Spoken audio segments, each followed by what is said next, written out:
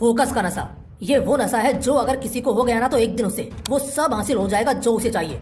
ठीक इस लड़के अरुण कुमार की तरह। दोस्तों, इस लड़के के बारे में जब आप सुनोगे ना तो आपके रोंगटे खड़े हो जाएंगे एंड आप ये भी सीख जाएंगे कि फोकस कैसे किया जाता है। एक 14 साल का लड़का साइकिल की दुकान पर चैन ठीक करता तो कभी पंचर ठीक करता। 2-2 रुपए कमाने के लिए घंटों तक उस साइकिल के गैराज पर काम करता। किसी एक को भी 1% की भी उम्मीद नहीं थी कि उस लड़के के जीवन में कभी कुछ बदलेगा, सिवाय खुद उस लड़के के। हर कोई जब उस गैराज में अपनी साइकिल रिपेयर कराने आता तो कई दफा उस लड़के से बड़ी बदतमीजी से पेश आया करता। उसको बच्चा समझकर कुछ हरामी लोग उसके पैसे भी काट लिया करते, जिस वजह से वो मालिक की गाली खाता वो अलग से। लेकिन मजबूरी थी वो 2 वक्त का खाना, इसलिए उसे काम तो करना ही पड़ता था। एक दिन की बात है जब लाल बत्ती में कोई बहुत बड़ा अधिकारी वहाँ आया हुआ था जब वो लड़का काम करता था। दरअसल वो एक स्कूल के उद्घाटन के विषय में आए थे। उस लड़के को कुछ नहीं पता था कि यह अधिकारी कौन है, कहाँ से आए हैं, इनका क्या लेना देना है और ये क्यों आए हैं। बस एक चीज जो वो बहुत अच्छे से गौर कर रहा था वो था कि लोग उसकी बड़ी इज्जत कर रहे थे। कोई उसके सामने ज्यादा बोल नहीं रहा था, बल्कि सब उसको सरसर करके बात कर रहे थे। उसने अपने दिमाग में एक बात सोची कि यार, एक ये साहब है जिनके आने मात्र से पूरी की पूरी बस्ती ऐसे व्यवहार कर रही है जैसे ये कहीं का राजा हो, और एक तरफ मैं हूँ जो इतने शांति से अपना काम करता हूँ, किसी को परेशान भी नहीं करता, तब भी लोग मुझे गालियाँ देते हैं, 4 बातें सुनाते हैं। खैर, उस रात वो लड़का सो नहीं पाया। वो सारी रात बस यही सोचता रहा कि मेरे साथ ऐसा क्यों हो रहा है, मुझ में और उस आदमी में क्या फर्क है। मैं तो जबकि लोगों के काम आता हूँ और वो तो गाड़ियों में आता है। उसे अपने सवाल का जवाब नहीं मिल पा रहा था। अगले दिन जब वो गैराज पहुंचा तो अपने मालिक को पूछा कि मालिक, जो कल साहब आए थे लोग उसको इतनी इज्जत क्यों दे रहे थे और वो कौन साहब थे। इस पर गैराज का मालिक बोला, तुझे क्या है, तुझे क्या करना है। लेकिन उस लड़के के 2-3 बार पूछने पर उस मालिक ने बताया, कल डीएम साहब आए थे स्कूल के उद्घाटन के लिए। इस पर उस लड़के ने फिर से जिद करके पूछा, लेकिन ये डीएम कैसे बनते हैं। वो गैराज का मालिक बोला, उसके लिए बहुत पढ़ना पड़ता है, बहुत विद्वान होना पड़ता है, उसके लिए बाज की नजर और ऋषि मुनियों जैसा फोकस चाहिए होता है। ये बात उस लड़के के दिमाग में छप जाती है। वो लड़का शाम को घर जाता है और लगभग आधी रात तक जागकर बस यही सोचता है कि इस जिंदगी से उस जिंदगी तक का सफर वो कैसे तय करेगा। वो पैसे बचाता है और पैसे बचा बचाकर वो अपने लिए किताबें खरीदता है और किसी तरह अपनी पढ़ाई शुरू करता है। एक सरकारी स्कूल के माध्यम से वो पढ़ता और रात को काम करता। उसका लक्ष्य उसके दिमाग में एकदम साफ था कि चाहे जो हो जाए डीएम तो बनकर रहूंगा। वो लड़का अब 21 साल का हो चुका था और पिछले 7 सालों में ऐसा एक भी दिन नहीं था जिस दिन उसके दिमाग में डीएम बनने के अलावा दूसरा कुछ भी आया हो। उसे बस 21 साल की उम्र तक पहुंचने का इंतजार था कि वो बस अपना ग्रेजुएशन जैसे तैसे खत्म करे और एग्जाम में बैठने के लायक हो जाए। उसके पास अब 1 साल बचा था तैयारी करने को। उसने इतने पैसे जुटा लिए थे कि अगर अगले 6 से 8 महीने वो काम ना भी करे तब भी उसका खर्च चल जाएगा। अगले 6 से 8 महीनों के लिए वो पूरी तरह अपने डीएम बनने के सपने को दे देता है।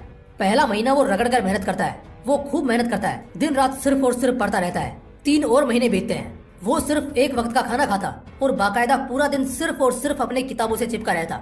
जैसे जैसे उसका एग्जाम नजदीक आ रहा था उसके पढ़ने के घंटे भी बढ़ते जा रहे थे। इसी तरह 4 महीने बीत चुके हैं। तभी अचानक एक रात वो अपनी पढ़ाई खत्म करके जैसे ही चटाई बिछाकर सोने की तैयारी कर रहा होता है कि उसे उसी वक्त चक्कर आ जाता है और वो गिर जाता है।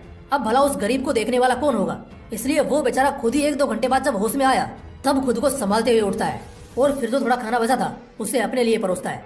खाने के लिए उसने अभी पहला निवाला रखा ही था कि तभी उसको उल्टी हो जाती है। सारी रात वो उल्टी करता रहता है।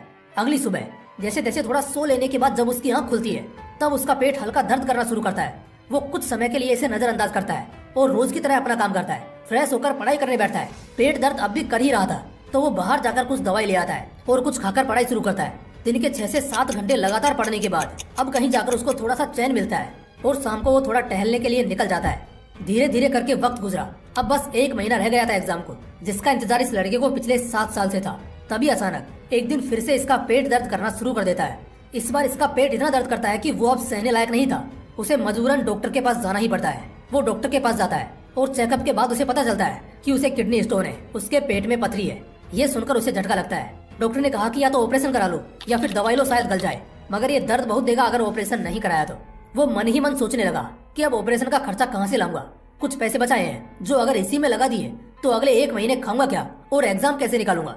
बस इन्हीं सब बातों को दिमाग में रखकर वो अपने घर लौटता है। वो बस भगवान से इतनी दुआ करता है कि बस कम से कम 1 महीने तक उसे कोई दिक्कत ना हो ताकि वो अपनी पढ़ाई अच्छे से कर सके। लेकिन भगवान ने उसके लिए कुछ और ही सोच रखा था। अब उसके साथ थोड़ा अजीब होने लगा। रोज तो नहीं, लेकिन अक्सर 1-2 दिन में उसे दर्द होता ही था और ये दर्द तब ज्यादा होता जब वो कुछ भी खाना खाता था। अब जाहिर सी बात है वो खाना कैसे छोड़ सकता है। खैर, उसने पहले के महीनों में जमकर पढ़ाई की थी, इसलिए अभी बस उसे रिवीजन ही करना था। वो पढ़ता रहा और पढ़ाई के साथ साथ वो उस दर्द को भी सहता रहा।